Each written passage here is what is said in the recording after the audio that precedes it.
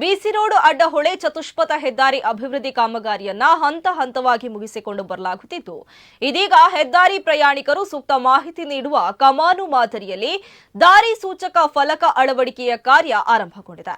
ರಸ್ತೆ ನಿರ್ಮಾಣದ ಕಾಂಕ್ರೀಟ್ ಕಾಮಗಾರಿ ಪೂರ್ಣಗೊಂಡ ಭಾಗದಲ್ಲಿ ಮುಂದಿನ ಹಂತದ ಕಾರ್ಯವನ್ನ ಗುತ್ತಿಗೆ ಸಂಸ್ಥೆ ಕೈಗೆತ್ತಿಕೊಂಡಿದ್ದು ಬೀದಿ ದೀಪ ಅಳವಡಿಕೆ ಸೇರಿದಂತೆ ಇತರ ಕಾರ್ಯಗಳನ್ನು ಮುಗಿಸಿ ಫಲಕಗಳನ್ನು ಅಳವಡಿಸಲಾಗುತ್ತಿದೆ.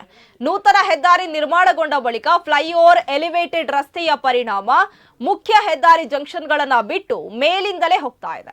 ಹೀಗಾಗಿ ಹೊಸದಾಗಿ ಬರುವ ಪ್ರಯಾಣಿಕರಿಗೆ ನಾವು ಯಾವ ಊರಿಗೆ ಬಂದಿದ್ದೇವೆ, ನಾವು ಹೋಗಬೇಕಾದ ಊರಿಗೆ ಎಲ್ಲಿ ತಿರುಗಬೇಕು, ಹೇಗೆ ಸಂಪೂರ್ಣವಾಗಿ ಗೊಂದಲಗೊಳ್ಳೋದ್ರಿಂದ ಈ ಮಾಹಿತಿ ಫಲಕಗಳು ಅಗತ್ಯವಾಗಿದೆ. ಇನ್ನು ಮಂಗಳೂರು ಭಾಗದಿಂದ ಆಗಮಿಸಿ ಬೆಂಗಳೂರು ಕಡೆಗೆ ಸಾಗುವ ಸಂದರ್ಭದಲ್ಲಿ ಬಿಸಿ ರೋಡ್ ದಾಟಿ ಪಾಣೆಮಂಗಳೂರು ಮೆಲ್ಕಾರಿಗೆ ಎತ್ತ ಹೋಗಬೇಕು, ಮುಂದೆ ಹೋದಾಗ ಕಲ್ಲಡ್ಕ ಬಿಟ್ಲ ಕಡೆಗೆ ಹೋಗಬೇಕಾದ್ರೆ ಎಲ್ಲಿ ತಿರುಗಬೇಕು, ಇನ್ನು ಮಾಗಡಿ ಜಂಕ್ಷನ್ಗೆ ಹೋಗಿ ಪುತ್ತೂರು ಸುಳ್ಯ ಮಡಿಕೇರಿ ಮೈಸೂರು ಕಡೆಗೆ ಹೋಗಬೇಕಾದ್ರೆ ಎಲ್ಲಿ ಸರ್ವಿಸ್ ರಸ್ತೆಗೆ ಇಳಿಯಬೇಕು ಎಂಬ ಮಾಹಿತಿ ಪ್ರಯಾಣಿಕರಿಗೆ ಅಗತ್ಯವಾಗಿದೆ.